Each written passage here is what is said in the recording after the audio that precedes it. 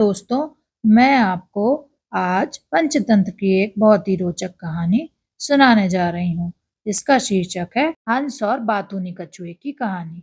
एक समय की बात है, एक खूबसूरत घाटी में एक तालाब के पास एक कछुआ और दो हंस रहते थे।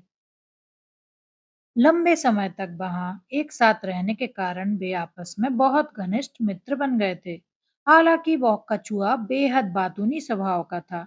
वह जरूरत से ज्यादा बोलता था और बिना विचार किए बोलने लगता था। हंस अपने मित्र की आदत जानते थे, लेकिन वे उससे कुछ नहीं कहते थे। एक साल बारिश न होने के कारण उस तालाब का पानी सूखने लगा। इस वजह से तालाब के पास रहने वाले छोटे जानवर, मछलियां और पौधे मरने लगे और इसलिए दूसरे बड़े जानवर तालाब को छोड़कर दूसरी जगह रहने जाने के बारे में सोचने लगे। दोनों हंस भी वहां से उड़ जाने का विचार करने लगे और नए घर की तलाश में रोजाना इधर-उधर भटकने लगे। जल्दी उन्हें सुदूर जंगल में एक तालाब मिला, जो पानी से भरा हुआ था। तालाब का परिवेश उनके रहने के लिए बिल्कुल उपयुक्त था। वे लौटकर पुराने तालाब पर आए और अपने दोस्त को नए सुंदर तालाब के बारे में बताया। कछुआ दोनों हंस को नया घर मिलने से बहुत खुश हुआ, लेकिन उसे एहसास हुआ कि दूर होने के कारण वह नए तालाब तक नहीं जा सकता। उसने उनसे कहा, मैं तुम्हारी तरह उड़ नहीं सकता। यह मेरे लिए बहुत दूर है। मुझे नहीं पता कि मैं यहाँ क्या करूँगा और मैं सूखे से भी नहीं बच पाऊँगा। हंस उसकी चिंता को पहले से समझ गए थे। उनमें से एक ने कहा, चिंता मत करो दोस्त, हमने तुम्हें एक नई जगह ले जाने का उपाय पहले ही सोच लिया है। लेकिन इसके लिए तुम्हें वचन देना होगा कि पूरी यात्रा के दौरान गलती से भी अपना मुंह नहीं खोलोगे। यदि तुमने ऐसा किया तो तुम्हारे जीवन को खतरा होगा। यह सुनकर कछुआ बहुत उत्साहित हुआ और उसने कहा, मैं बिल्कुल चुप रहूंगा और तब तक एक शब्द भी नहीं बोलूंगा जब तक तुम दोनों मुझे बोलने के लिए नहीं कहोगे।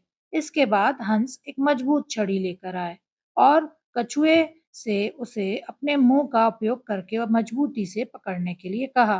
फिर उन्होंने छड़ी के दोनों सिरे अपनी चोंच में पकड़ लिए और उसे लेकर उड़ने लगे।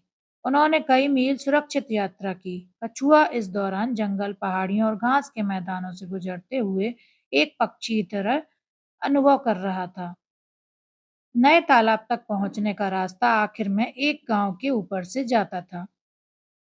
हंस और कछुआ जब वहां से गुजर रहे थे, तो नीचे के ग्रामीणों ने देखा कि आसमान में दो हंस के साथ कछुआ उड़ रहा है। यह अविश्वसनीय दृश्य देखकर वे जोर जोर से हंसने लगे। गांव के बच्चे उन्हें देखकर चिल्लाने लगे, अरे वह देखो, कितना हास्यास्पद दृश्य है।